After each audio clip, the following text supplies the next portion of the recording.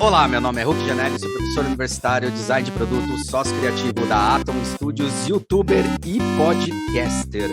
E, cara, hoje eu tenho a honra, o prazer de receber o cara que escreveu esse livrinho aqui que tá atrás de mim, aqui, ó. Que não é nenhuma Brastemp, vocês vão entender por quê.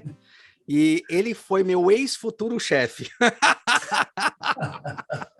que é o grande Mário Fioretti. Mário Fioretti é designer industrial formado pela Universidade Mackenzie.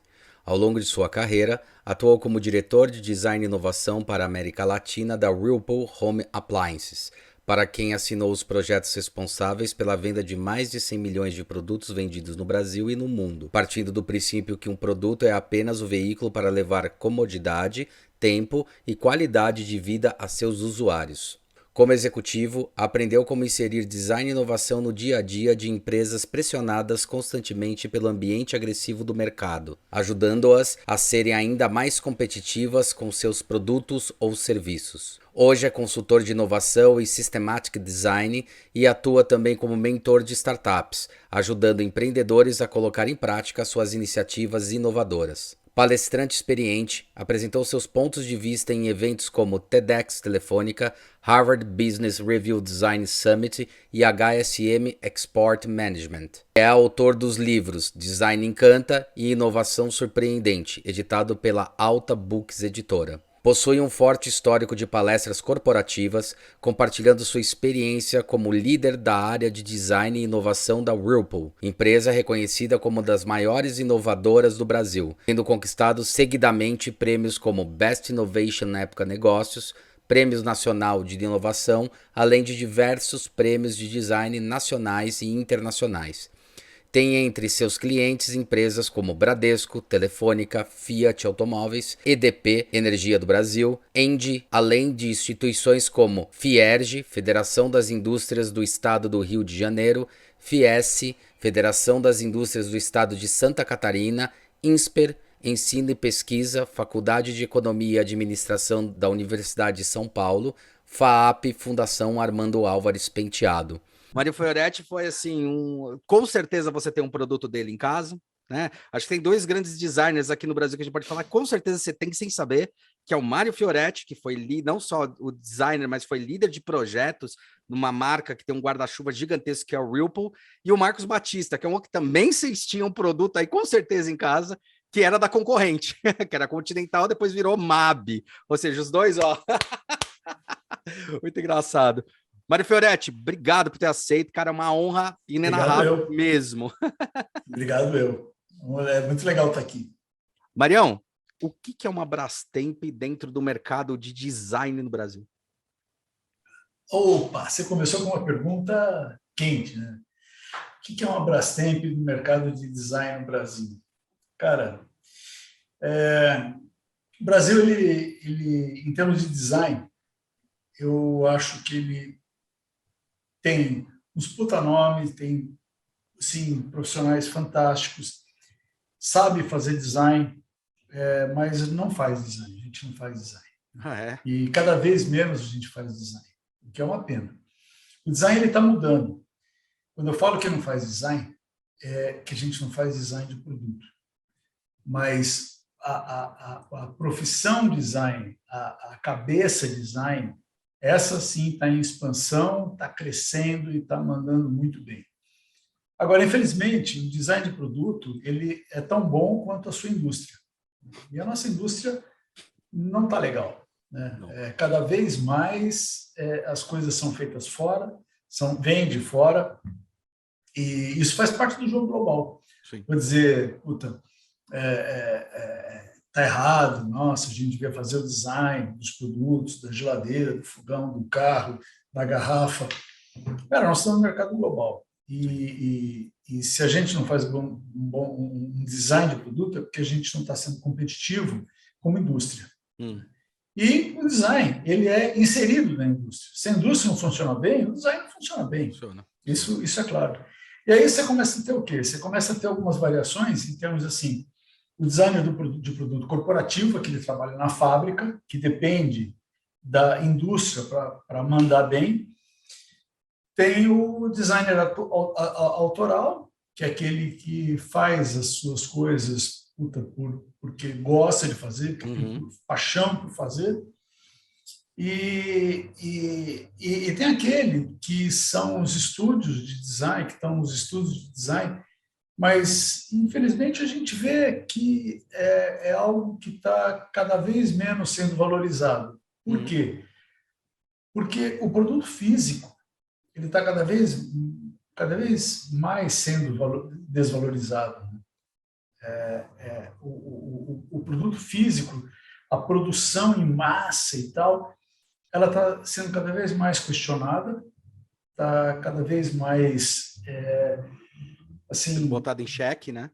Botada em xeque sobre todos os aspectos, né? Vou te contar, no livro que você cita, que está ali atrás de você, quando eu escrevi... Embaixo vai ter a descrição, hein? Quando eu escrevi, eu fiz uma conta na época, né? E dizia assim, acho que numa das contracapas do livro, está assim que eu fui responsável por projetos que já venderam mais de 100 milhões de produtos no mundo. Isso. E ainda contando, né? Porque as coisas continuam sendo produzidas, continuam acontecendo e talvez esse número já seja maior. Não só de Brastemp, mas das outras empresas que eu participei também. Cara, hoje eu pergunto se eu tenho orgulho disso, sabe? Parece louco, mas é verdade. Hoje eu fico pensando assim, puta, que bacana, né? Eu posso contar isso de duas formas.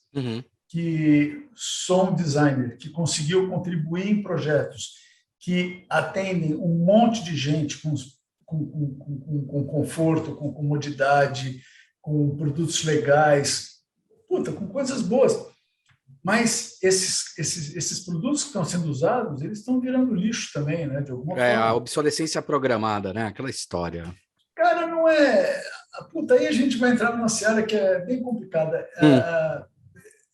Essa semana eu estava conversando com uma aluna de engenharia, uma menina que fez engenharia na São Carlos, e a tese dela foi sobre obsolescência programada. Que legal! E eu li o material dela, a gente conversou bastante. Ela chama-se Bruna Delavanzi e ela foi estagiária na Questonó durante o período que ela estava fazendo lá a tese dela. E assim, eu questiono muito essa história da obsolescência programada também. Por quê? A gente está abrindo muita janela. Eu estava falando de design e, de repente, a gente começa a abrir uma janela completamente diferente. Eu vou primeiro encerrar aquela. Quando eu falo que todos os produtos viram lixo, hoje em dia você tem que se preocupar muito com isso. Perfeito. Não é algo assim trivial, não é algo fácil e é um baita de um dilema. Por quê? Porque quando você faz uma lavadora de baixíssimo custo, né, isso já vai entrar na obsolescência programada. Quando você faz uma lavadora de baixíssimo custo, você está usando materiais que talvez durem menos tempo, a manutenção dela é um pouco mais complicada, que você precisa juntar as peças internas de um jeito que, se uma quebrar, perdeu todas. Sim. Né? Um chassi, antes era um chassi, era feito de várias partes. Hoje um chassi é uma peça de plástico injetada. Trincou um chassi, trincou o produto. O produto inteiro, Só que isso permite que uma senhora lá no interior do Nordeste, que até ontem ela lavava roupa lá no Rio, ela consegue ter uma lavadora, sabe, fazendo o serviço dela para poder cuidar de outras coisas. Então, assim, é muito difícil você olhar para esses produtos, esses 100 milhões de produtos e tantos outros que tantos mais fizeram, sem hoje não pensar, claro, eu fiz com aquilo que havia de melhor na época, mas hoje, se eu começasse tudo de novo, será que eu seria um designer de produto novamente? Hoje eu reflito se eu repetiria a minha trajetória. Sabe? Mas, essa... mas olhando dessa maneira, até defendendo em certo ponto de vista, será que é uma reflexão super válida, é uma ideia super importante, mas é engraçado, porque eu tenho certeza que esse teu questionamento hoje foi o questionamento que você teve há 30 anos atrás, quando você começou, ou há 20 anos atrás, ou há 10 anos atrás, e falou, cara, vamos fazer o melhor que a gente pode fazer nesse momento. Sim, Talvez sim. as respostas desse momento fossem diferentes, e as respostas Sim, daquele momento sejam melhores. Isso é uma evolução, né? Sem dúvida, sem dúvida. E não é uma evolução minha, é uma evolução do sistema. Do sistema. Quando eu me formei, cara, eu me formei em 1982. Tá. Cara, faz muito tempo. Desenhista copista ainda. Tem uma coisa engraçada para te falar do início da minha carreira. Mas quando eu comecei, quando eu terminei a faculdade de design, cara, na faculdade nem se questionava sobre o que fazer com o produto depois que ele é usado. Nem se questionava descarte. Estava todo mundo se lixando para isso. O negócio era produzir. E, claro, o mundo vai amadurecendo, você como profissional vai amadurecendo. O que eu quero dizer se a gente soubesse aquilo que a gente não sabia anos atrás, como é que seria a tua vida? Né? Com certeza. Isso é muito legal. Isso é muito legal. E daí, falando da obsolescência programada, então, que eu dizia do trabalho dessa moça, a obsolescência ela é vista como um vilão normalmente, né? Puta, os caras fazem produtos cada vez mais baratos, que quebram, que isso, que aquilo. Só que ninguém lembra que um veículo de 1950, 1960 pesava o dobro, a chapa de aço era muito mais grossa. Por quê? Para ser robusto? Não, porque não tinha tecnologia para fazer chapa mais fina.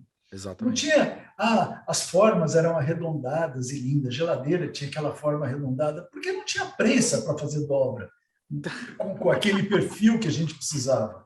Tá. Então, era feito com aquilo que tinha. Perfeito. Né? Então, o tempo, as coisas vão evoluindo, a tecnologia vai evoluindo, você tem chapas cada vez mais finas e que enferrujam cada vez menos e que são mais leves. Então, hoje um carro pesa, o quê? 800, 900 quilos, quando o mesmo carro no passado pesaria 1.200, 1.300 quilos. Tá? Então, essa busca pela excelência do material. Pela excelência, muitas vezes é traduzida como a obsolescência programada. Puta, cara, eu não vou aqui defender todas as empresas e, obviamente, tem aquelas que induzem o seu projeto a ser descartável. Induzem, né? Porque quando você faz um determinado produto que precisa de uma composição, pega um celular, se ele for... Por que ele é tão fino? Porque as coisas estão tão compactas lá dentro que permite ele ser fino, assim, caber no bolso, e ser leve, e ser barato. Se você tiver que trocar um chip aqui dentro, ou trocar um transistor, sei lá se essa porra existe dentro de um celular, você não consegue. Então, não é que foi induzido a isso, foi uma escolha de engenharia. Eu vou fazer um produto que não tem conserto. Se ele queimar, ele queimou. Porque não há como desmontar e montar novamente. E aí eu acho que você entra, é legal você estar falando isso, porque você entra num conceito que algumas empresas elas estão trabalhando de uma maneira mais inteligente, porque daí você cai justamente naquele ponto, né? É um ponto que eu critico bastante, que eu acho que o consumidor ele ficou muito mal acostumado. Ele ficou mal acostumado num ponto em que é mais fácil ele agredir a empresa e falar que a empresa está errada e entender que talvez o método de consumo dele ou descarte esteja errado também, porque ele tem responsabilidade grande em cima disso.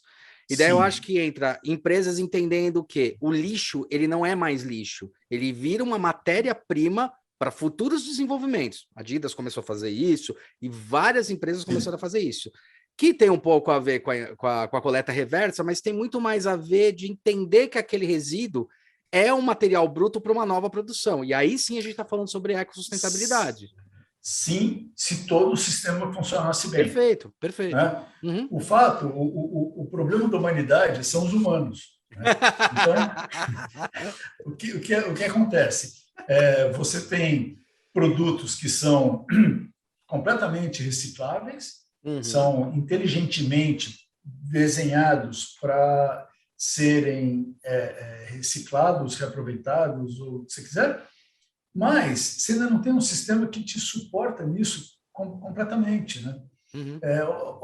Ou não é nem o sistema, são as pessoas. Eu pego no meu condomínio. Meu condomínio tem um sistema de coleta seletiva espetacular. Você tem lugar para plástico, para vidro, você tem lugar para orgânico. E o que acontece? O pessoal ainda coloca orgânico e reciclável junto e joga fora no orgânico. Né? Por quê? Porque não tem o discernimento de, na sua casa, fazer essa separação para que facilite a vida de todo mundo lá fora. Perfeito. E não facilita, porque...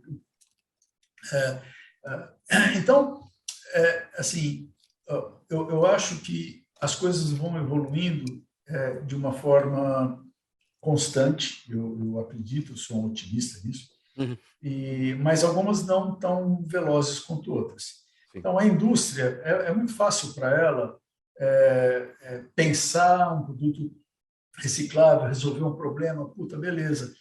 Por outro lado, às vezes você não tem um sistema de coletas, no Brasil, um sistema de coleta seletiva que funcione, você não tem a cultura das pessoas de fazer isso dentro da sua casa, e até essa cultura chegar, até esse sistema se compor, leva tempo. Né? Sim. Mas é geracional. Eu comecei a achar que é geracional, sabe? Sim, hoje eu concordo. Eu vejo meus sobrinhos, por exemplo, que agora têm 15 anos, ou até alguns alunos, mas meus sobrinhos que, para eles, não existe mais dúvida em relação... Eu brinco até com uma coisa besta, não existe mais dúvida para eles em qual lixeira, em qual cor vai o lixo.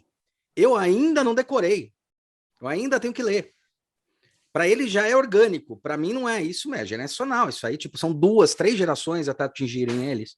Então, sim, também tem uma questão do mercado, do consumo, né? Como o Toffler fala muito bem, os prosumidores, né? Sim. Eu tenho uma filha pequena, tenho uma filha de 9 anos.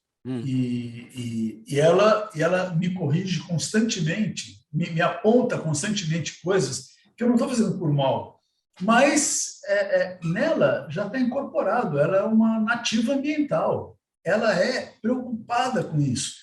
Porque a escola que ela estuda é preocupada com isso, porque a educação que ela tem é preocupada com isso, porque os valores que a gente passa transmitem isso para ela e puta, legal, ela está natural nesse ambiente. Só que daí eu faço alguma besteira e ela vem, aí pai, você está, sei lá, fecha a torneira, sabe, qualquer coisa do gênero, né?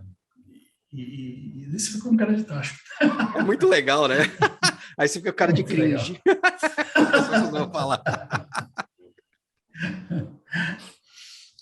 Mas a gente está falando do começo da carreira, né? Puta, vou voltar lá em 1982 e assim, como é que foi o design para mim nesse momento? Apesar de eu hoje questionar, como a gente falava há pouco, né? Será que eu teria feito tudo igual? Puta, será que sim? Será que não? Mas eu sempre me questionei sobre isso. E quando eu fui estudar design, na época era até desenho industrial, né? Não era nem design. Eu fui por uma questão muito simples. Eu adorava desenhar e desenhava muito bem. Desenhava à mão, né? À mão. Desenhava muito bem. E eu dizia, puta, meus amigos tudo indo para engenharia, para arquitetura, para direito. Direito, medicina. Medicina. E eu dizendo, puta, cacete, né? O que eu sei fazer bem? Eu era péssimo em matemática. Péssimo, né? Em matemática.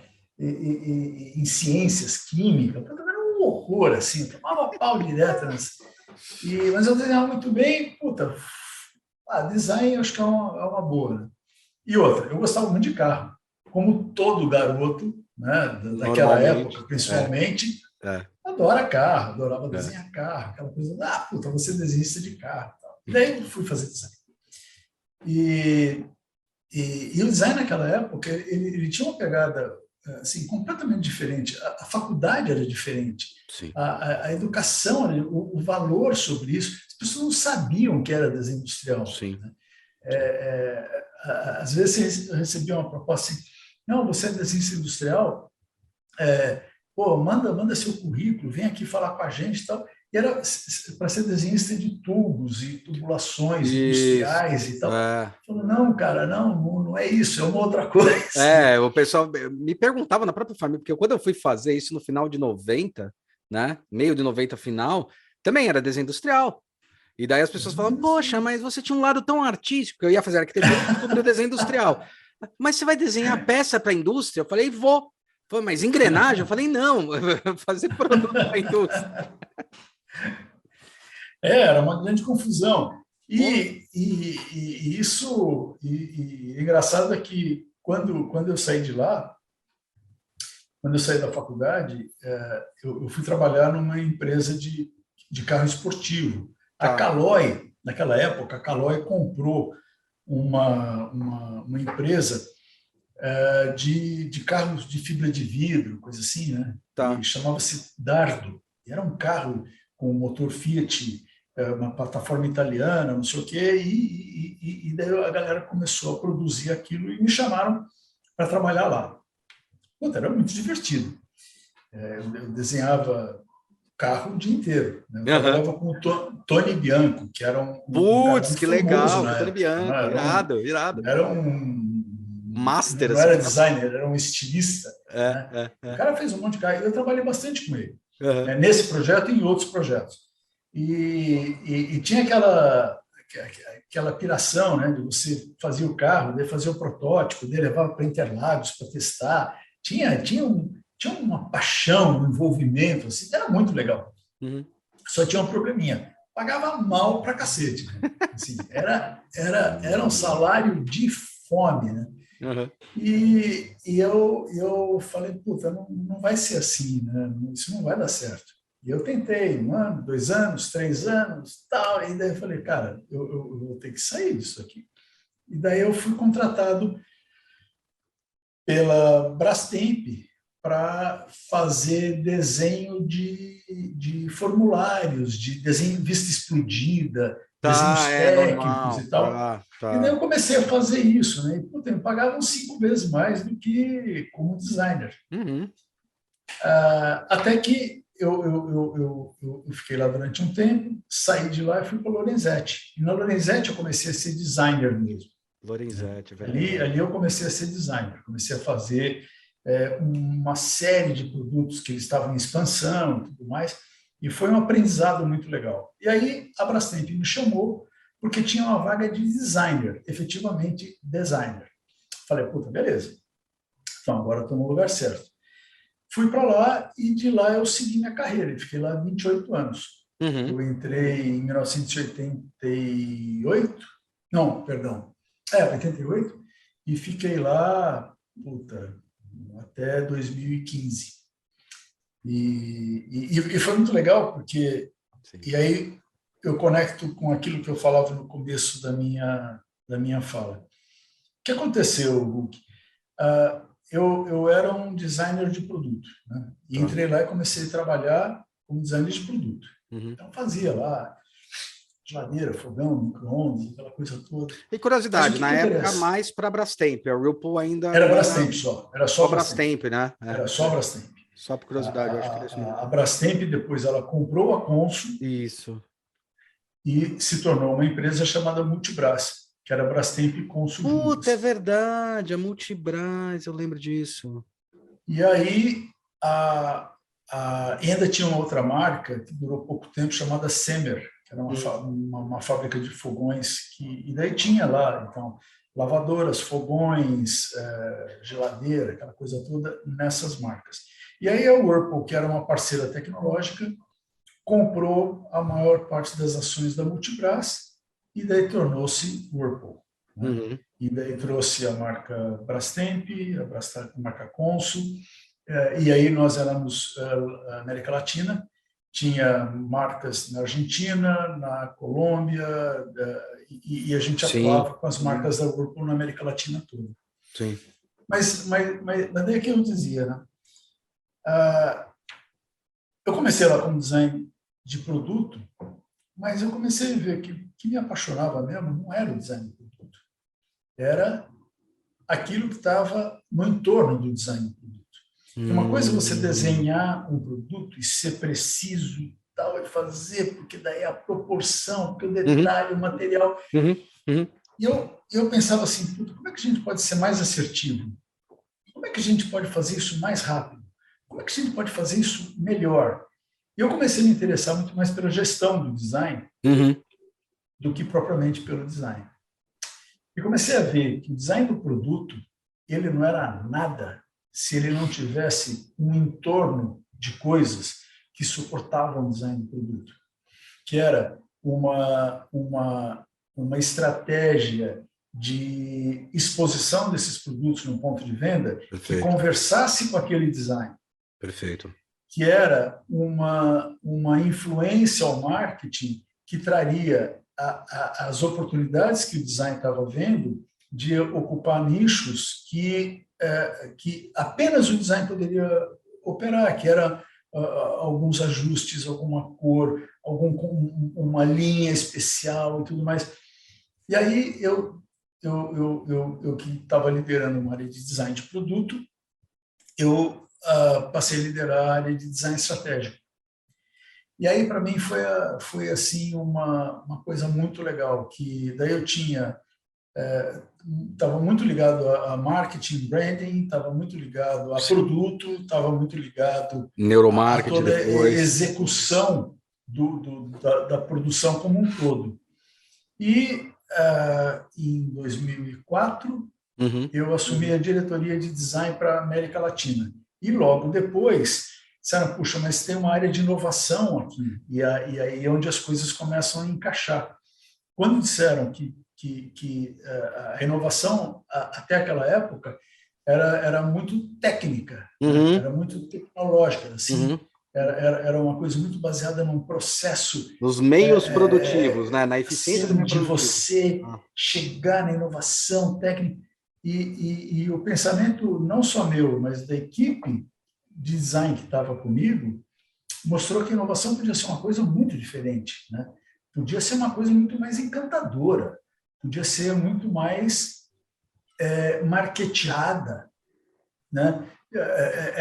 Ela tinha que encantar o público, assim como encantava a galera lá dentro que trabalhava. Não adiantava fazer um negócio muito legal que não funcionasse. Tinha que ser um negócio assim que fosse muito porreta. E aí eu fiquei com a área de design e inovação juntas. E aí foi muito legal, porque tinha uma galera especializada em inovação corporativa e tinha a equipe de design de produto. E foi essa composição que fez, eu acho que um dos melhores momentos da Whirlpool aqui no Brasil, que foi uma sequência muito grande de produtos vencedores, serviços vencedores, muita repercussão no mercado, muitos prêmios de inovação, né? E que acabou quando eles resolveram globalizar isso tudo, depois que eu saí. Sim. E teve bastante produto que foi desenvolvido aqui, que acabou sendo exportado a ideia, o conceito. Como é que foi? Porque, assim, geralmente, quando a gente está falando da década de 80, década de 90, que eu lembro que, assim, ao contrário de muitos designers, eu entrei na faculdade querendo desenhar eletroeletrônicos, querendo desenhar linha branca e linha marrom. Isso que era muito louco, né? Meu sonho era então. Meu sonho era esse. Tanto que o meu TCC foi uma máquina de lavar, passar e secar, com bico aspersor, e que 7 anos depois teve um cara que patenteou exatamente igual na Inglaterra. Juro. Mesmo, né?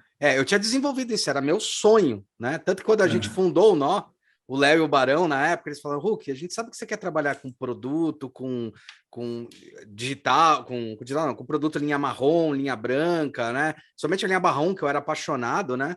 A Sony, na época, estava explodindo com um monte de coisa, né? E, cara, talvez a gente demore muito tempo para fazer. Você tá afim? de a gente entrar, porque a gente vai começar a desenhar móveis, tá? Eu falei, não, vamos embora. Depois eu desenhei computador, tal, mas meu sonho, ao contrário de muita gente, era desenhar esse tipo de produto, né? Eu era muito paga-pau, por exemplo, da Valita, que começou com aquela linha Lesse. Nossa, eu olhava e falava, meu Deus do céu, o que é isso? Né?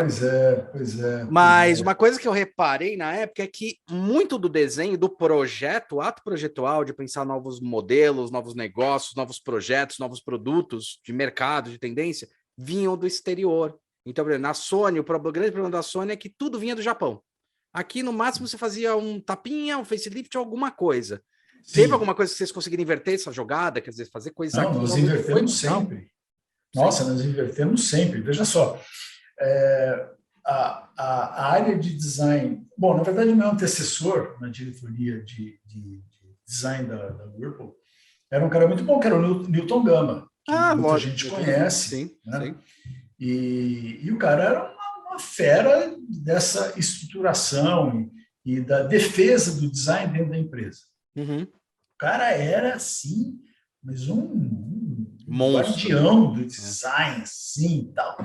Ele que delimitou, ele que abriu as fronteiras e instalou o design dentro da Consul, primeiramente, que depois Multibras e depois Whirlpool. O que acontece nisso? A gente era muito bom em desenvolver produto para o Brasil. Sim. A gente conhecia muito do consumidor, a gente conhecia muito do mercado, a gente era muito foda, vamos dizer, era muito foda. Não o Marinho aqui, mas a equipe. Era uma equipe, muito boa. Não, era incrível, cara. E aí, os presidentes que assumiam aqui diziam assim, começaram a globalizar, especialmente quando a Whirlpool comprou tudo, assumiu tudo, disseram, não, nós temos que reduzir custos e vamos globalizar tudo.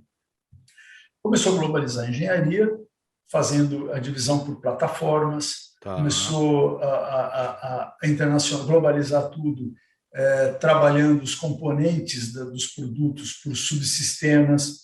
Então, isso vai ser desenvolvido na Itália, isso vai ser desenvolvido na Polônia, isso desenvolvido na Índia, na China, sei lá onde. Acabou virando uma montadora, no final das contas. E o design dizer, não, o design tem que ser nacional. O design é aqui.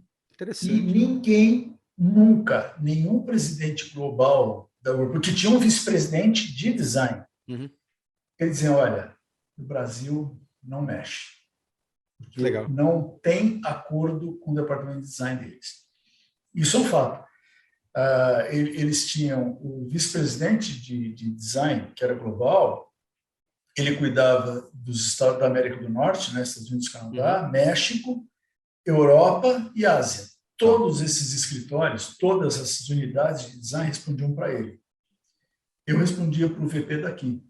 Eu não tinha nenhuma ligação com ele. E ele vinha aqui, ele conversava com a gente tinha reuniões conjuntas, trocávamos práticas, e eles curtiam muito o que a gente fazia aqui. Tanto que, num certo momento, a gente fez uma transformação completa na área de design aqui, que é inclusive o que está reportado nesse livro. A gente trabalhava por categoria, começamos a trabalhar por competências, e a partir daí nós fizemos uma reestruturação completa do design, que funcionou tão bem que o cara olhou e disse assim, puta, velho, isso pode funcionar lá. E ele usou a mesma estrutura no mundo inteiro. O mundo inteiro começou a usar a mesma estrutura e a mesma terminologia que a gente usava aqui. Que louco. Pequenos ajustes locais, sim. Mas a estrutura era a mesma. Localismo, né? Normal. E aí, todos os presidentes que passaram diziam, olha, o design é feito aqui, é para o nosso público, para a nossa equipe e tal. Quando eu saí, eu saí em 2015. Chegou em 2013, eu cheguei para o meu chefe e disse assim, olha, o Rogério Martins, disse assim, cara, eu quero deixar a empresa, mas eu quero deixar daqui a 2 anos, quero sair em 2015. Então, até lá, vocês me ajudam com algumas coisas e eu ajudo vocês com outras. Eu começo a migrar o design para o global, acho um sucessor que venha do global, treino esse cara, e aí, quando eu sair, vocês finalmente passam a reportar para o VP Global de Design. E eu falo, beleza, vamos fazer assim, então. Então, comecei a preparar a minha saída em 2013. Eu tive umas coisas legais, assim, eu tive um pouco mais de tempo para mim, e como ele sabia que eu ia sair, eu queria um pouco mais de tempo para também preparar minha sucessão, minha saída, né? Eu passo no dia seguinte. Sim. E comecei a ajudar eles a reestruturar e preparar a área para ir para o global. Daí, quando eu saí, foi isso que aconteceu. Trouxemos um profissional do México, ele assumiu a área aqui, e assim que eu saí, ele passou a reportar diretamente para o VP Global. Em um ano, não tinha mais área de design aqui. Foi completamente... Então é engraçado, porque quando você fala isso, a impressão que a gente tem de fora é que a sua saída foi porque deixou de existir essa área, e na verdade foi o contrário, né? Quando a gente vê de fora, de repente você sai, a gente fica sabendo que não tem a área, fala, puta, foi por causa disso que ele saiu. Então não foi, né? Não, foi meu job era manter a área trabalhando, mas sob um diretor global. Agora, e em um ano e meio... Não, pode em um ano e meio, um ano e meio mais ou menos, ele reestruturou. Muitos dos designers, isso é verdade, foram aproveitados nas outras divisões. Então, alguns foram para os Estados Unidos, outros foram para a Itália. Eu acho que foi Estados Unidos e Itália só. Outros ficaram aqui localmente, mas respondendo a chefes internacionais globais. E daí extinguiu-se o cargo de diretor. Não tinha mais de diretor aqui, e ficou uma equipe pequena só para tocar projetos que eram orientados pelo global. Uma coisa engraçada... Fim da história. Fim da história. Mas uma coisa engraçada que você comentou, e eu estou reparando dentro... Pode ser uma putz de uma coincidência, mas o quanto tem de impacto o México. Assim, a MAB é do México, vem, compra uma grande empresa, ela vira mundial, né? E tá no México. Tem a Teca, que é uma empresa que também tá na Espanha, e o México tem uma influência. Aí você fala que a Whirlpool também tem alguma coisa ali no México? Não, que é? Não. No México, o México é um produtor importante para o mercado americano, mas o que eles fazem para o mercado americano é desenvolvido pelos americanos. Eles só manufaturam lá. E eles têm uma área de design pequena, muito pequena, para fazer alguns produtos locais. Assim como aqui, uma área de design pequena para fazer alguns produtos locais. Agora, o legal disso tudo, do meu lado da história, é que eu fui deixando de ser designer de produto há muitos anos. Né? Sim. Então, se você me perguntar hoje, você é designer de produto? Não, eu sou designer. Ponto. E o designer, e assim, eu acho que esse foi um ponto muito legal que eu consegui para mim. Eu me libertei muito disso. Né? E o pensamento de design, a forma de você pensar design, é a forma de você pensar soluções para tudo. Né? Sim. Você é um solucionador. É sistêmico, né? O design, na hora que você para pensar, é sistêmico. Você é estratégico. Né? E aí eu abri muito a minha digamos assim, a minha caixa de ferramenta, forma de pensar, quando eu comecei a trabalhar com inovação, né? Com inovação corporativa. Tá. E aí foi uma quebra na minha cabeça e na minha carreira. Né?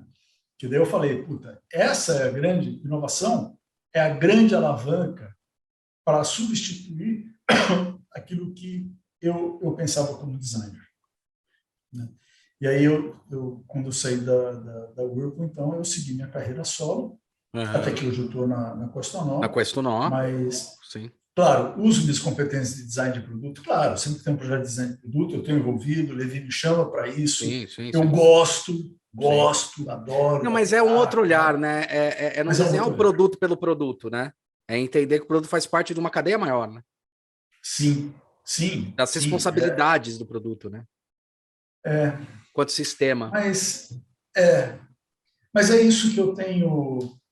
Eu não queria deixar de. Eu não queria ir embora sem falar um pouco sobre a profissão do designer, porque eu sou muito procurado para falar sobre a profissão do designer. Né? Então, assim, mesmo pessoas, colegas nossos, assim, da nossa maturidade, outras vezes vêm conversar, vêm falar sobre design, e a profissão, nossa, está difícil aqui, está difícil ali e tal. Desculpa. Tá? E muita gente, muita garotada vem procurar também para ouvir minha opinião, né? E a opinião que eu tenho dado é essa que eu te falei agora. Nós não podemos pensar em design de produto, a gente tem que pensar em algo muito mais amplo, porque o produto em si, ele não existe mais. O produto, o produto físico, vamos dizer assim. Sim, é o tangível, Ele hoje ele é irrelevante se ele não fizer parte de um sistema, qualquer sistema. Pode ser um sistema conectado, pode ser um ecossistema ambiental, pode ser... Ele jamais pode ser pensado como um objeto isolado, né? Um objeto isolado, né? E aí, me desculpem os colegas que desenham cadeiras e luminárias, eu respeito, mas é um outro bicho, é uma outra parada isso. Isso está tangenciando a arte.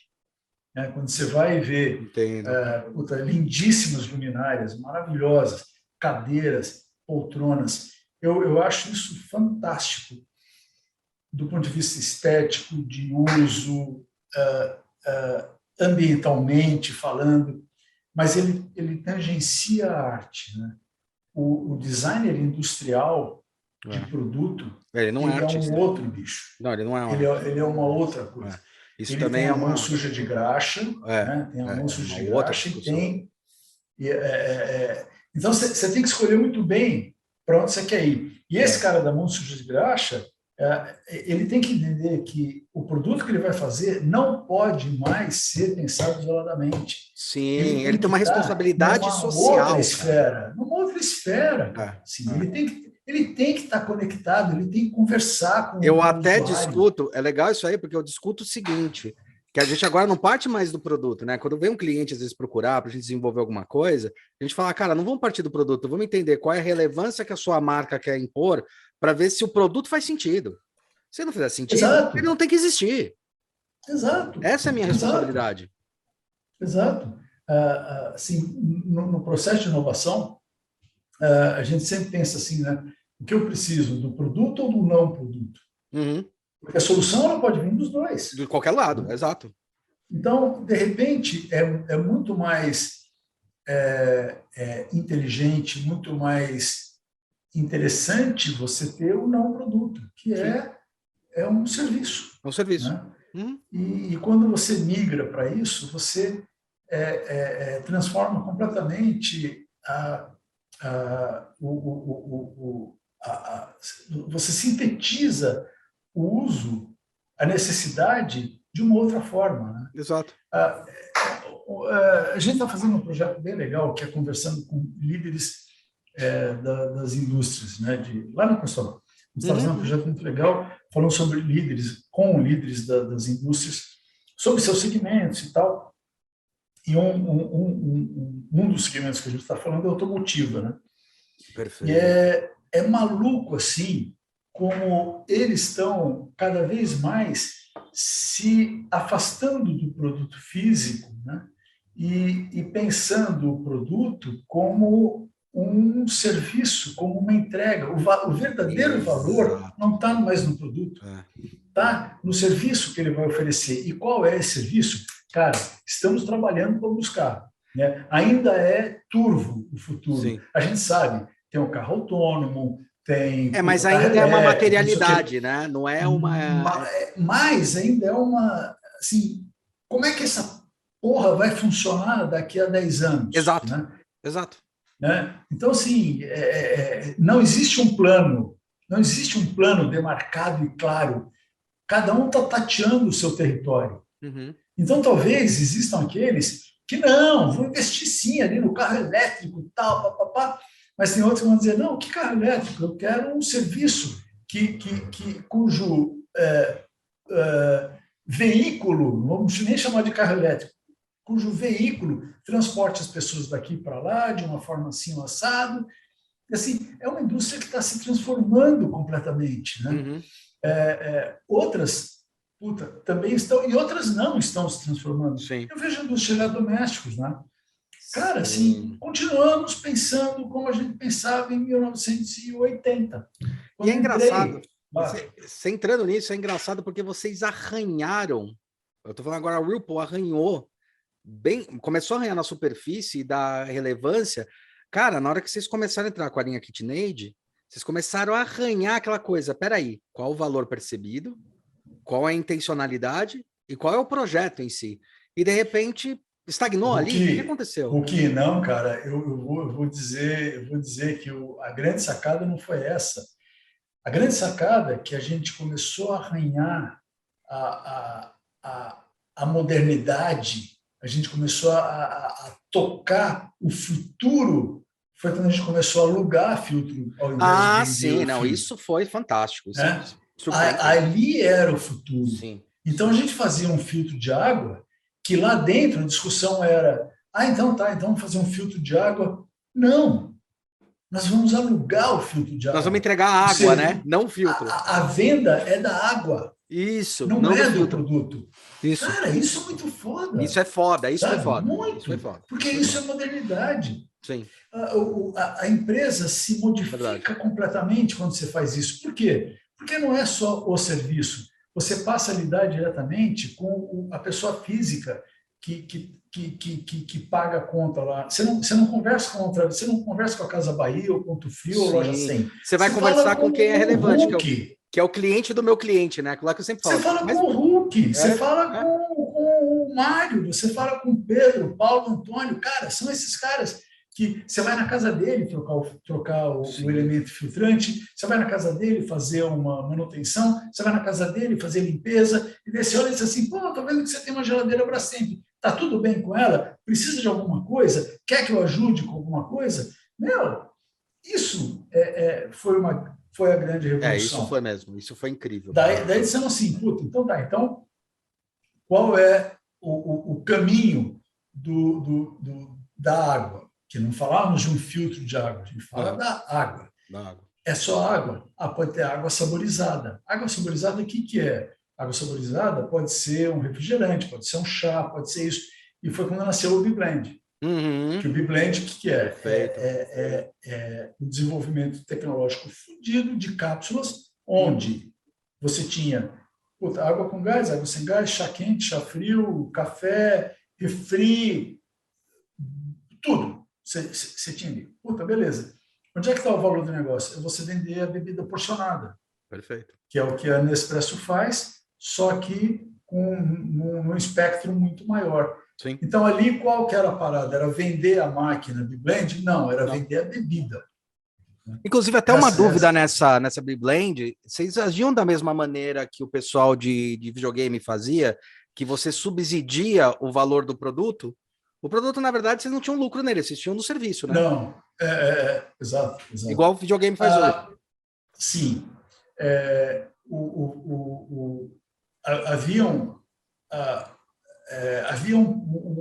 Havia esse modelo de negócio, vamos dizer assim, havia esse modelo de negócio, que seria a grande sacada. Não era praticado, mas assim, se você comprar 50 cápsulas por mês, você vai pagar o preço normal do produto. Mas se você consumir 500 cápsulas por mês, o produto sai mais barato, sabe?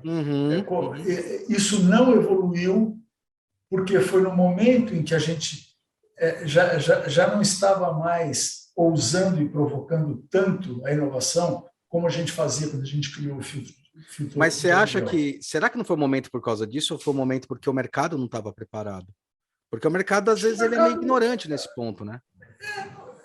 Cara, assim, o mercado não é ignorante se você oferece uma coisa muito inteligente, independente do tempo. Né? Interessante. Quem que estava preparado para o Uber? Né? Quem que estava preparado para o Airbnb? Ninguém.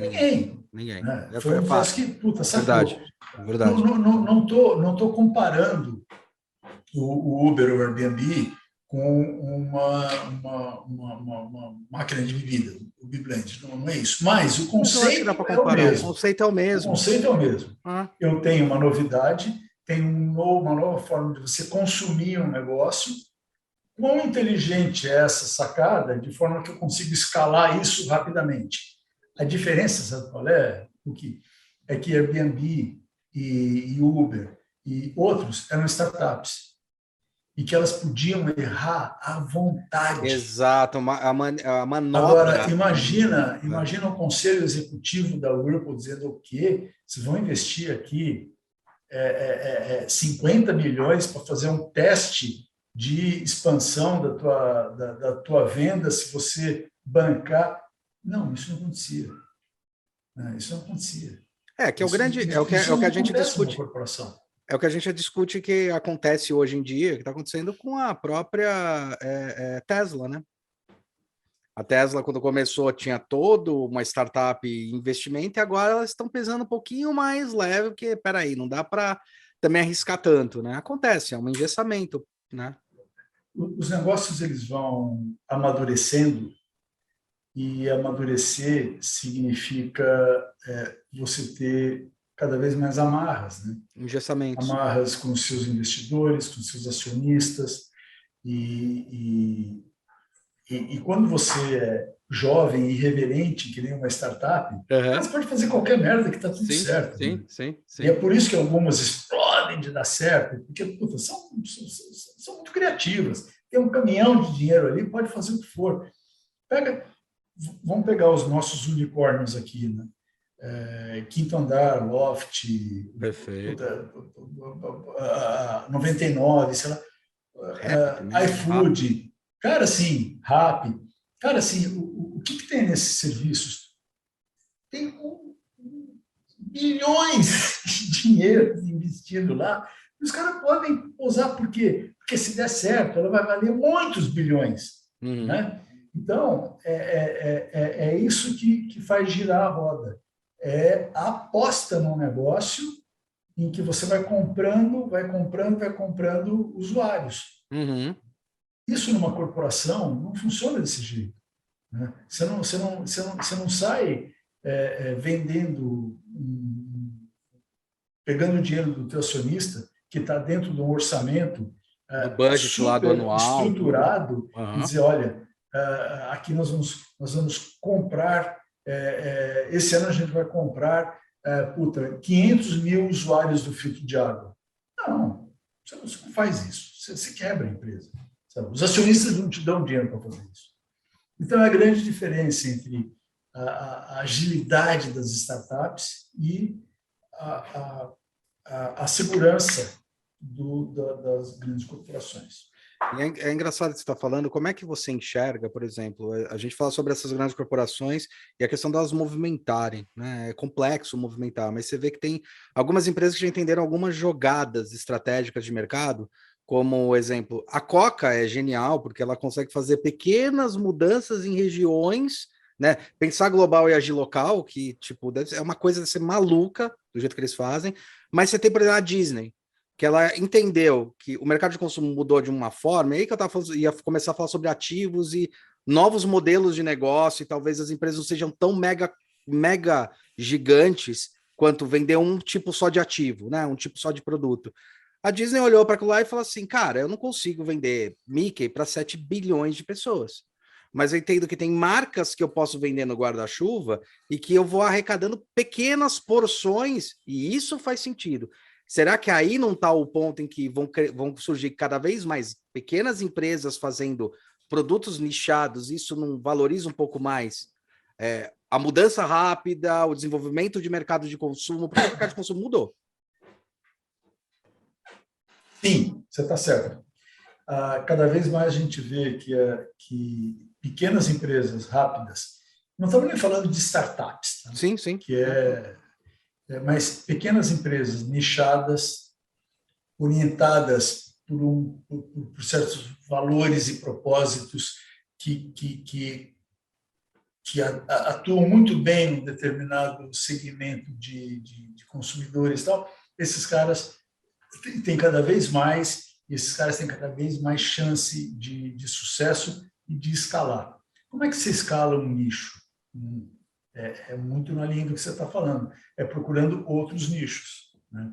Ou você fazendo com que aquele teu pequeno nicho ele influencie cada vez mais pessoas, como um grande movimento.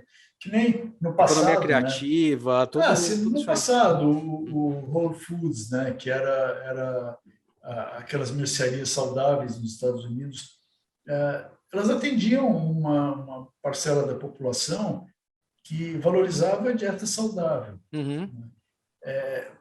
Talvez naquele momento que eles abriram, aquilo fosse uma aposta, né, de nicho mesmo. Sim. E ela vai crescendo, vai contaminando, vai influenciando. Então, sim, eu acho que você está completamente certo. Eu só sinto que aqui no Brasil a gente está falando de mundo, né? Sim. Então, existem enormes oportunidades disso no mundo, mas o Brasil acho que ainda é muito restrito isso. Apesar de sermos bastante empreendedores, apesar da gente ter muita fome do novo, né? A gente é aberto ao novo, existem não muitas iniciativas assim que buscam esse tipo de risco, sabe, que trabalham nesse tipo de risco. Isso aí é interessante. Uma coisa que eu enxergo quando você está falando isso é que eu acho que o industrial brasileiro, eu nunca achei que a indústria brasileira não tem capacidade de produzir coisas boas. Eu sempre vi que o chão de fábrica, o mercado que a gente tem aqui é muito forte. Só que tem falando de um jeito até pragmático, né? Tem uma burrice mental, ou uma incapacidade que me assusta, é que assim, ainda os industriais, ou quem está começando, muitas vezes quem está começando, ainda está se moldando no que era a indústria 50 anos atrás. Que assim, uma coisa que a gente fala quando surge uma nova empresa, e a gente faz às vezes uma consultoria ou alguma coisa assim, fala, cara, você vai ter um momento de escalonagem, tá? Você vai crescer até um momento. Então, talvez o teu teto esteja em vender 1 milhão por mês, ou vender 10 mil por mês. Você não vai passar disso. Você vai investir, talvez, 5 vezes mais para conseguir atingir mais 1,5 milhão. Será que vale a pena? Então, até que ponto você quer crescer? Então, acho que, às vezes, tem um pouco do vício do que era a sociedade de consumo na década de 50. É isso que às vezes eu enxergo. Então eles falam, não, cada vez mais eu vou escalonar, vou vender. Não, vai ter um momento que vai parar, porque o mercado virou de nicho, o consumo virou de nicho, e talvez você tenha um teto, você não passa daquilo. E você tem que entender que você tem que se contentar com aquilo, né? E isso não quer dizer que você não vai ganhar dinheiro, isso só quer dizer que você tem que entender aquele sentido. E o que mais você pode entregar de valor, e aí que a gente entra, que está além dos produtos, que está além do que você está ofertando. São relevâncias, é o quanto de impacto, a questão da colaboração, a cooperação, acho que entra nisso. Quer dizer, até onde você vai, que de repente uma outra marca pode ajudar você e você ajudar a outra marca a crescer junto. Ou a se estabelecer, não é que nem crescer, se estabelecer melhor no mercado como um posicionador estratégico. Eu às vezes enxergo assim, eu acho que a indústria industrial brasileira ainda tem essa coisa, eu preciso crescer. Cara, você não precisa vender para todo mundo, você precisa entender para quem você precisa vender e o que você precisa vender. Sei lá, essa leitura que eu faço às vezes. Não, você não está errado. Eu traduziria isso dizendo que adicionaria isso o fato do industrial brasileiro, o empresário brasileiro, ser avesso a risco, né? Ele tem muito medo de investir e perder o que tem. E dá para entender o porquê. Dá para entender. Dá para entender o porquê, né? Olha para os lados, né? Que a gente, o ambiente comercial, o ambiente industrial, por exemplo, de negócios que a gente vive. Sim. Né? Cara, são conservadores mesmo, são conservadores assim, completamente arraigados e tal. Então, fica muito difícil você quebrar isso. Eu acho que quem quebra isso são os jovens empreendedores que têm pouco a perder, quando começa a ter investimento, sabem usar, tem gente boa para cacete no mercado. Então, eu sou muito mais otimista com os empreendedores que estão chegando ao mercado com uma outra cabeça do que o nosso parque instalado, que tem mais medo, tem aversão a risco, tem muito conservadorismo, tem muito a proteger. Agora, eu quero fazer um shift na nossa conversa completamente. Explica aquela história do ex-futuro chefe. Ex-futuro chefe. Cara, eu não lembrava mais disso. Eu lembrei quando você contou para o Levi. Eu contei para o Levi e, cara, foi muito engraçado, porque eu tinha acabado de sair do Nó, eu tinha ouvido falar em você, Mário, e conhecia, né? Assim como o Marcos, eu tinha ouvido falar tal. Acho que até o Marcos estava até na coisa. E como eu sempre fui muito alucinado, sempre meu sonho era trabalhar numa empresa de eletrodoméstico, né? Era meu sonho mesmo, né? E, tipo, se o pessoal sonhava em desenhar carro, eu sonhava em desenhar eletrodoméstico. Eu já desenhava, eu já pirava nisso. Teve um momento que você entrou em contato e aquilo me surpreendeu, porque você ficou sabendo de algum jeito e entrou em contato. Eu acho que eu nunca tinha tido contato direto com você. O Nó acho que já tinha tido, porque eu acho que já foi chamado para fazer algum projeto, alguma coisa assim, que eu lembro disso, tá? Mas eu nunca tinha tido contato, porque, segundo o próprio Léo Barão brincando comigo, eu era o cara que ficava no calabouço com a mãozinha para fora da grade projetando, né? Que hoje em dia, olhando para trás, eu percebo que assim, o Léo gerenciou a estrutura do negócio, Nó. O Barão ele era extremamente criativo e eu botava a loucura para funcionar. Então a gente funcionou muito bem sem perceber. E daí você comentou, eu falei, cara, não tô acreditando. Aí eu lembro quando você me mandou e-mail, tô te contando a história mesmo. Quando você mandou e-mail, eu falei, não pode ser, é ele mesmo. Sabe quando você toma um susto? Porque eu conhecia você, falei, cara, você é uma lenda para mim. Porque... Você lembra o ano que isso foi, Hulk? Foi 2009. Tá, 2009. Legal. Tá? Legal. E daí, logo que depois que eu saí, porque você me mandou um e-mail, eu falei, cara, não pode ser ele. Aí eu fui pesquisar o teu LinkedIn. Eu falei, não, é ele mesmo.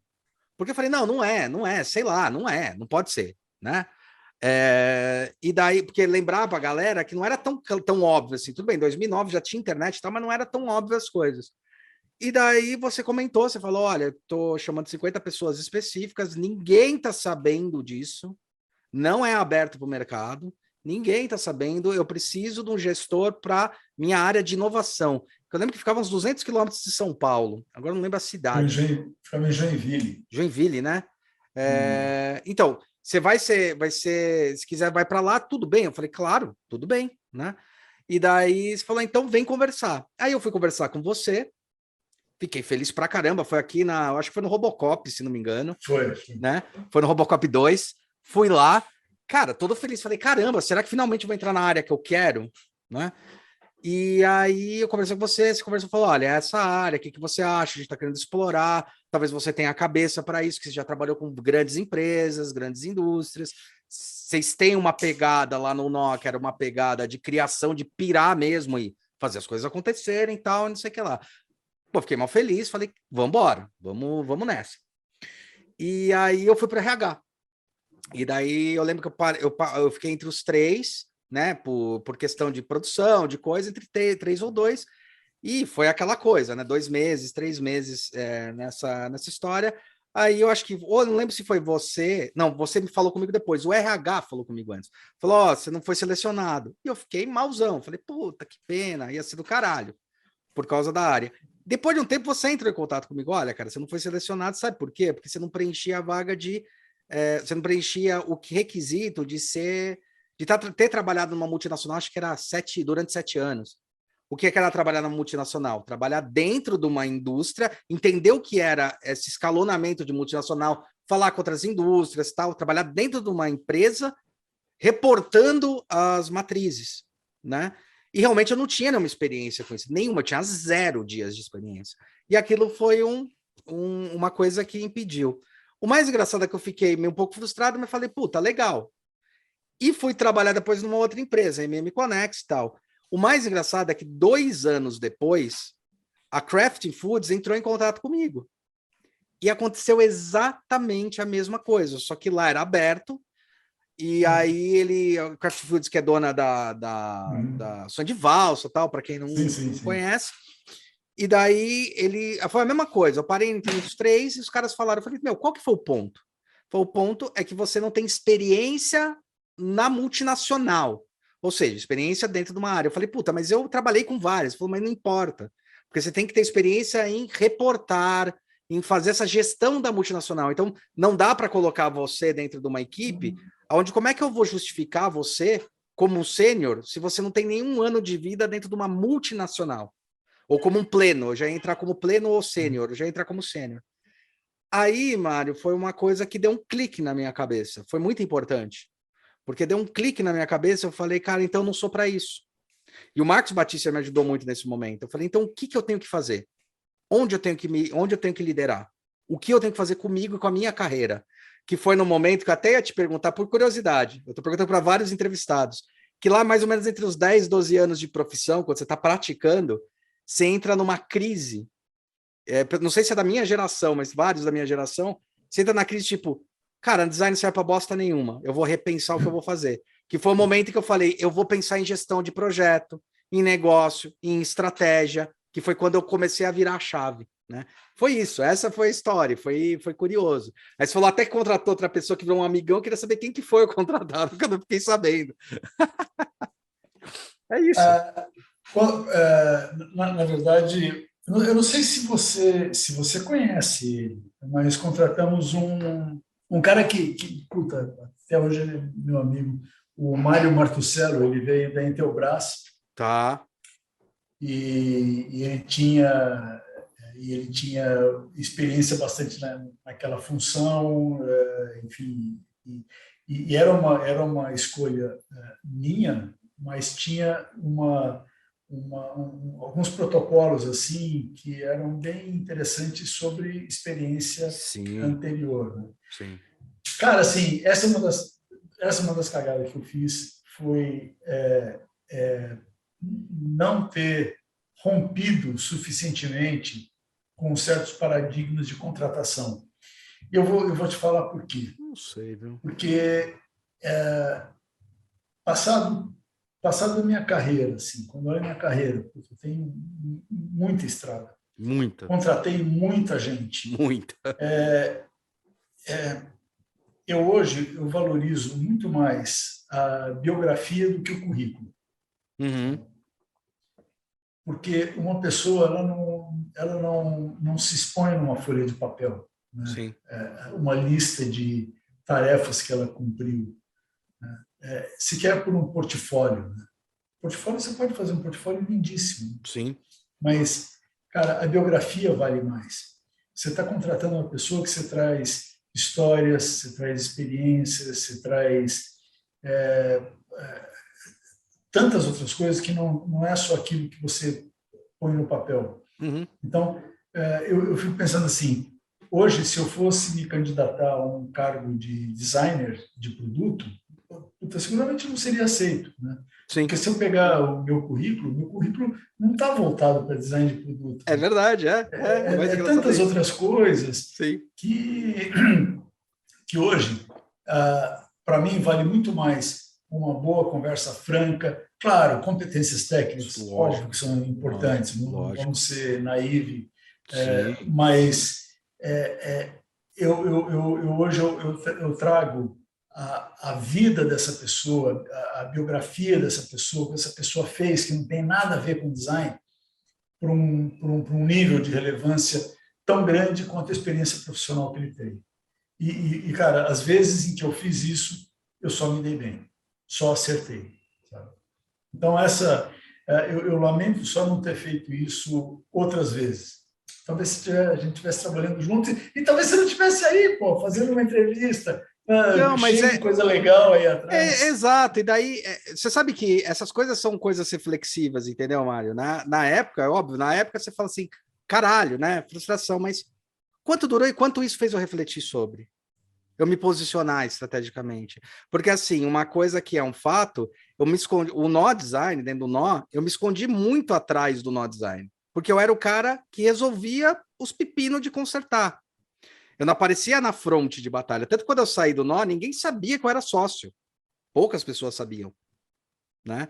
E daí eu comecei a averiguar, e foi uma coisa, inclusive, que o Léo e o Barão conversaram comigo, e foi interessante, né? Falei assim, cara, talvez seja um momento, então qual é o meu papel de design que eu realmente posso fazer, posso ser relevante? Foi aí que eu achei o nicho de mercado, porque é aí que eu entendi. Eu entendi que eu tinha uma capacidade, falando com o Rigueto também, que foi um cara importante nessa transformação. Rigueto, você com esse ponto, o Marcos Batista, que eu conversei pra cacete, um dos caras que eu mais conversei, que assim, onde eu posso atuar? E daí eu comecei a perceber que existia uma lacuna, cara, lacuna de desenvolvimento de projeto. Eu podia ser aquele cara que ia pegar uma ideia e botar na prática, né? Mas é exatamente isso. Então, o que eu fui construindo e o que foi importante nessa construção? Hoje em dia, eu falo muito para os alunos, isso aí que é interessante, os alunos perguntam o que é um bom portfólio. Eu falo, cara, bom portfólio não é aquilo que você produz especificamente e fica bonito ou não.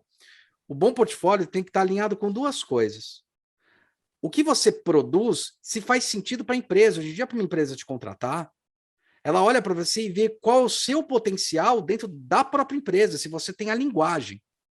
Se você não tem a linguagem, o cara fala, mas você pode ser o cara pica das galáxias, desenhar pra caramba, assim, espetacular. Mas você não tem a linguagem, você não tem o discurso. Não vai adiantar para nada dentro do coisa. Então, eu acho que é isso. Eu fico feliz de você estar falando isso, porque para mim sabe aquela lavada de alma? Eu tenho que ser honesto, né? Mas eu acho que é isso, faz parte. Existe isso que você falou, eu quero adicionar um negócio. Você disse o que você vai levar de valor, o que você vai contribuir de valor, qual é a linguagem que você vai... Você tem a linguagem da empresa para poder atuar dentro dela? Você é só um bom designer ou você tem a sua sensibilidade para capturar a linguagem, os valores, o propósito da empresa e levar para aquilo? Sensibilidade é tudo. Eu não estou falando de design, eu estou falando de carreira. Né? A gente tem que ter uma sensibilidade muito grande para saber que botões apertar na hora certa para você tocar a tua carreira. É o que o pessoal fala muito hoje de soft skill. Não sei se é soft skill, mas assim, se você me perguntasse, se você me disser, aos 10 anos de carreira, você teve dúvida? Puta, cara, eu não tive dúvida, porque eu não parei para pensar se eu estava em dúvida ou não. Que louco! Eu parei para pensar agora com 64 anos, sabe? Mas ao longo da minha carreira, eu sempre fui mudando, atento às coisas. Tanto que eu fiquei 28 anos numa empresa que mudou pra cacete. Mudou pra cacete. Teve montes de presidentes, diretores, conselho executivo, dono, era Brastemp, era Consa, era Multibras, era Urbo. Cara, eu acho que o meu grande talento em ficar nessa empresa foi ter a sensibilidade de ler o que ela estava precisando, no onde momento. É que podia é o momento que você pode contribuir, você pode fazer, e aí você entrega. É lindo falar sobre carreira, sabe? Porque a carreira não é uma foto, é um filme, né? Você tem que olhar ela assim, ao longo e ver, puta... É claro, eu tenho 40 anos de carreira, eu tenho um longo filme. O seu já é uma série, né? Eu tenho uma série, né? Mas, assim, tanto que quando eu estava para sair, eu falei que eu ia sair, em 2013, eu falei que ia sair, eu precisava de 2 anos para me preparar.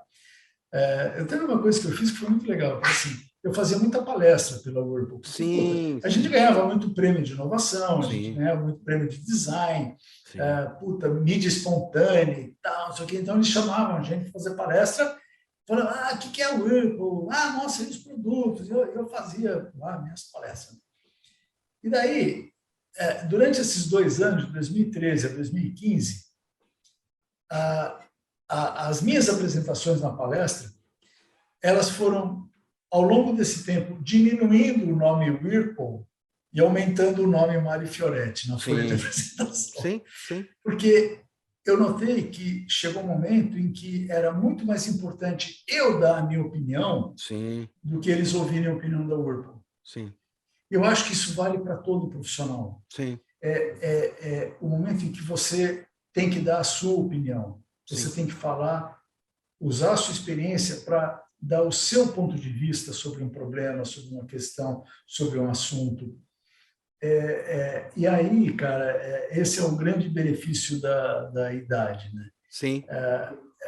É você poder contribuir através de um mentoring, de alguns conselhos para essa garotada que está chegando e tal, e ajudando eles a verem que a carreira deles é uma série de decisões que eles vão tomar por 20 anos, por 30 anos, né? E essas decisões, elas têm que estar baseadas em alguns valores, em algumas crenças, mas principalmente no teu posicionamento, na tua personalidade, na tua identidade. Como designer, é a tua identidade que vai ficar. E é uma coisa interessante isso, porque só com o tempo é que você percebe o seu posicionamento. Porque quando você começa, eu falo muito isso para os meus alunos, eu falo, quando você começa, você vai meio que se comparar com todo mundo, mas o que vocês têm que entender? Uma coisa legal do design é que o design pode ser tudo. Tá? Ele tem um método de pensamento, sempre pensando na pessoa como foco, mas eu quero que vocês, eu brinco para todos os meus alunos, Senac, FAAP, IED, que são os 3 lugares que eu dou aula constantemente, eu falo, cara, vocês já entraram na faculdade, vocês já estão praticando a profissão. O que vocês precisam descobrir é o seguinte, eu descobri com 10 anos de carreira, depois que eu me formei, aonde vocês podem contribuir para o design. Não que o design pode fazer para vocês. Então, eu descobri, por exemplo, que eu tinha uma facilidade que era... Eu até brinco que é a teoria do irmão mais velho. Que é aquela coisa que o irmão mais velho, você pergunta... Eu falo isso porque meu irmão era apaixonado por carro. E eu nunca liguei para carro. Nunca fui ligado. Nunca fui...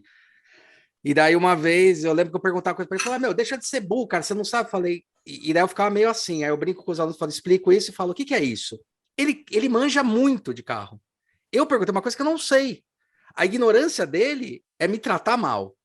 Então, entender vocês é entender assim, se alguém fala, cara, o cara desenha bem, você fala, mas isso é fácil, reflete, porque talvez para você seja fácil. E talvez está aí o seu ponto que você pode melhorar o design como um todo. Você tem que fazer a gestão da sua carreira, não a gestão do coisa. Então, o que vocês podem melhorar para o mercado? O que vocês podem entregar? Tanto que o IED me permite isso bastante.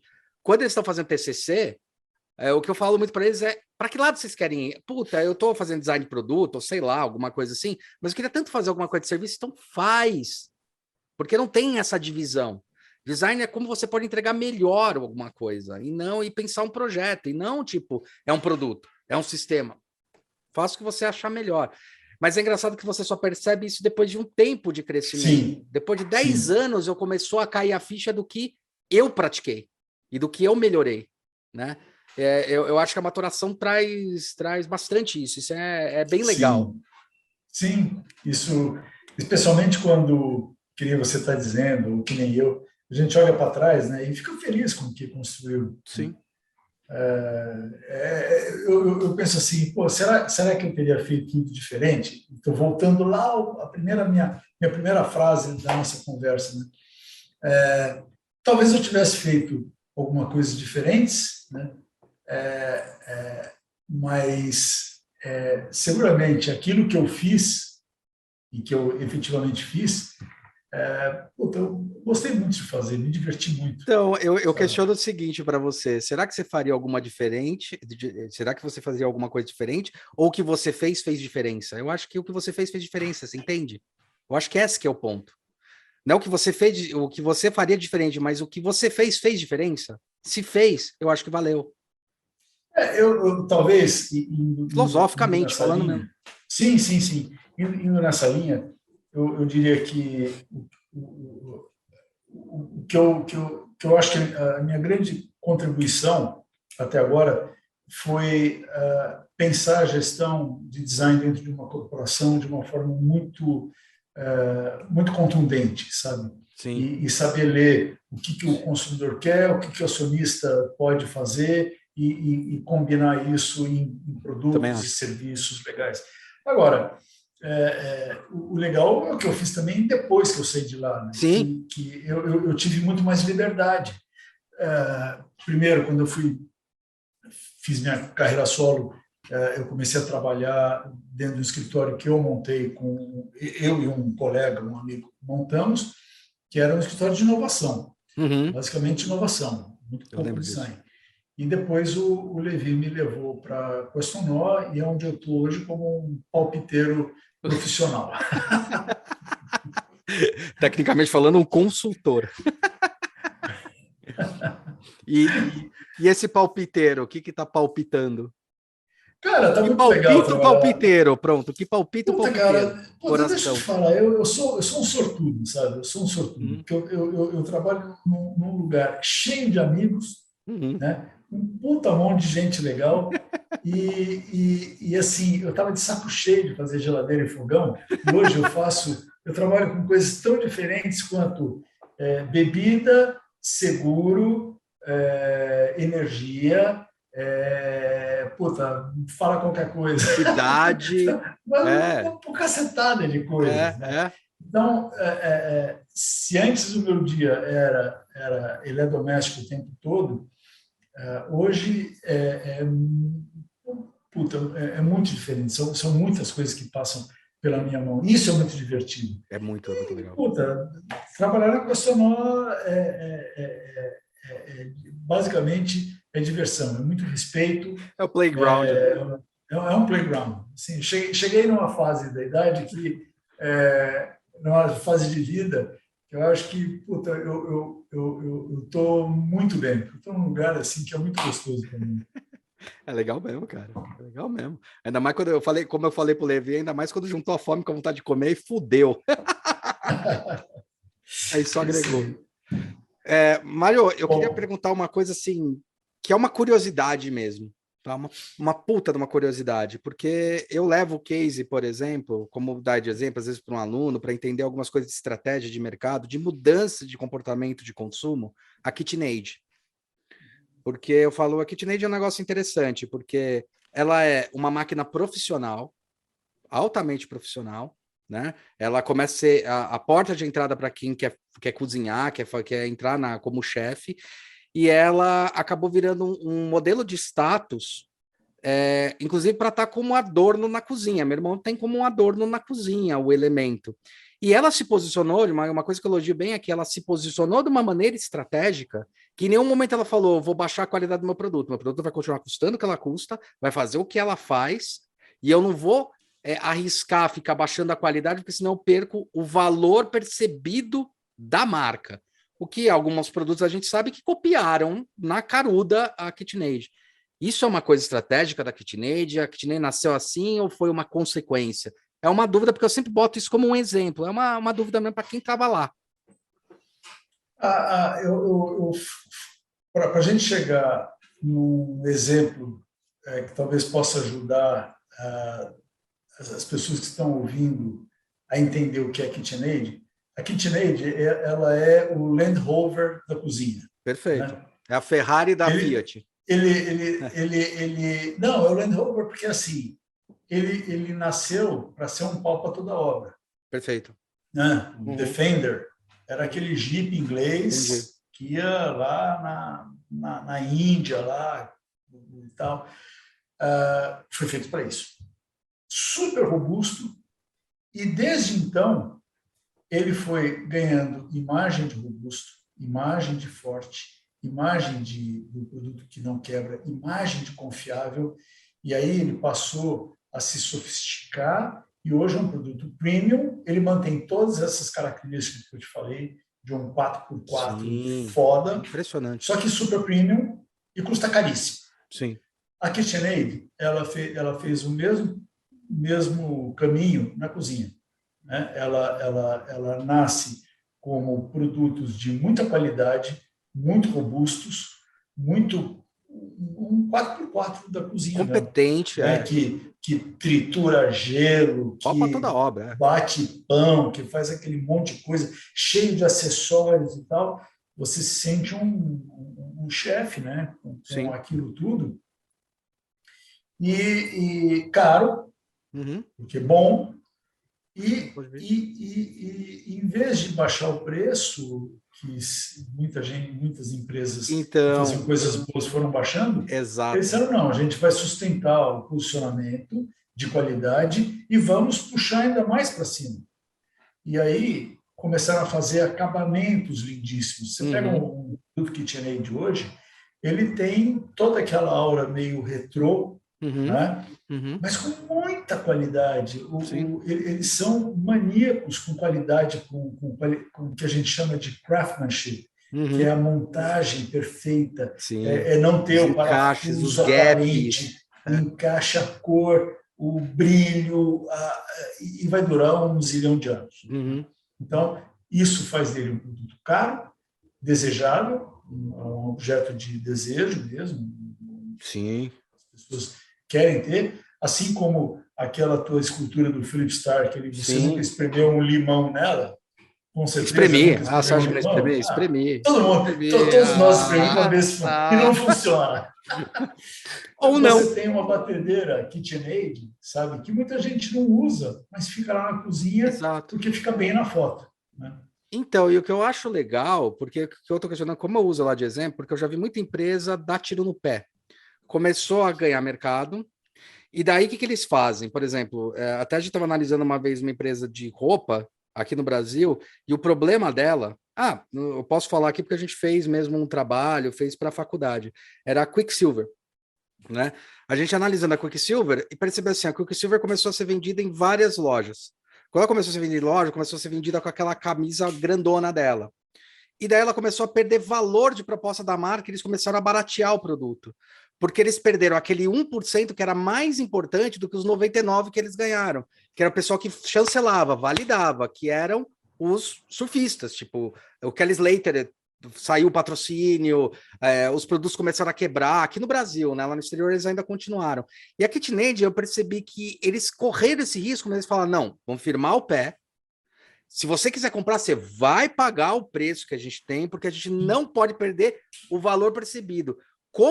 Então, eu sempre me questionei o seguinte, como a Whirlpool trabalhou para virar para os acionistas e falar, cara, vai com calma, porque se a gente pode, em 2 anos, ganhar muito dinheiro no mercado, porque a gente vai baratear e papapá, mas depois o valor percebido vai começar a descer, a gente vai perder total a marca. Vai quebrar a marca no meio.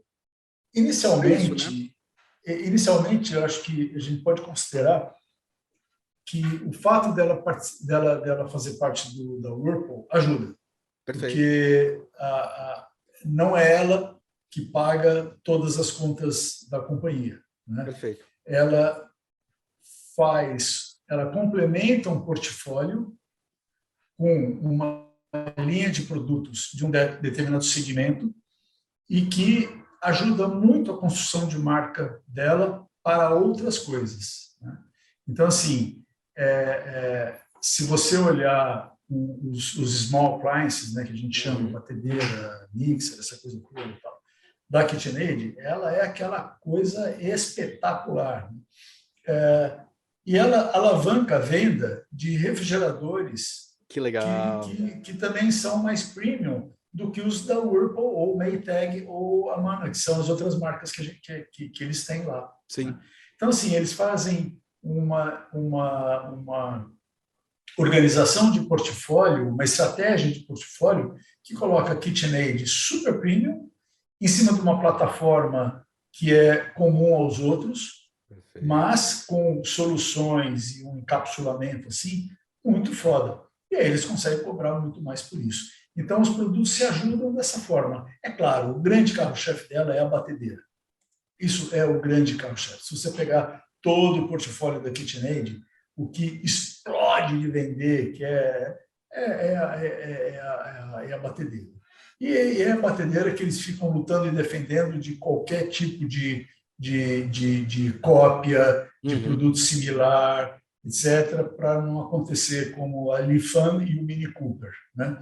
Que você tinha um carro parecido, vagabundo, custava 1/100º do Mini Cooper e depunha contra a marca, ainda, além de tudo. Então, a KitchenAid é muito severa nisso. Né? Assim, cara, você faz um produto parecido, eles vão na jugular. E eles preservam mesmo qualidade. Puta, e faz parte, como a gente falava desde o começo, de toda uma estratégia que compõe os small appliances, compõe os big appliances, ajuda os demais produtos a se posicionar. Quando você posiciona ela muito premium, você consegue jogar a você faz um preço âncora, né? Você quase faz um produto âncora. Claro, você faz uma conjunção de coisas. Então, assim, não é tão claro para o consumidor final. No fim do dia, o que ele tem é o quê? Um puta produto bacana, com cores maravilhosas e que fica bem na foto de qualquer coisa. Fica lindo na foto, e ainda mais com os apartamentos diminuindo, agora os produtos viraram estéticos. Mário, a gente ficou aí já 1h30, não quero mais te atrapalhar no coisa, eu quero te falar que é uma honra. E quero saber se você quer deixar algum recado final, alguma coisa, sei lá, é com você, meu querido. Eu acho que o recado a gente passou nessa 1h30 gostosa, batendo papo, tá? Não tem muito mais o que falar. Foi muito leia legal. O livro. O livro, na verdade, assim, o livro, sim, leia um livro, tá lá o livro e tal. Mas o lance é o seguinte: se você pegar esse livro hoje, ele foi escrito em 2015 aí. Eu fui no lançamento, tava eu e o Levi lá. Eu lembro. Ele foi escrito em 2015. E, puta, velho, nos tempos de hoje, já se passaram 7 anos. Sim. A grande sacada do livro, eu acho que assim, não são os cases que a gente acaba inserindo para contar a história, mas é a história da transformação de uma estrutura de design corporativa que funciona. Né? Então, assim, qualquer empresa que olhar para isso e disser, puta, o que eu posso fazer diferente? Ali tem uma boa orientação de como fazer diferente e fazer bem feito. Né? Essa é a grande sacada. E eu acho que tem outra coisa também no livro que é legal, que é você entender como é a curva de crescimento de uma empresa, como ela tem que se posicionar. Sim. Entendeu? Sim. Mudou, o mercado mudou, então como ela se posicionou? Então, até 2015, você tem um retrato disso. Isso é muito legal. Sim, exatamente. Quais seriam os próximos 7 anos, entendeu? Que mudou muita coisa.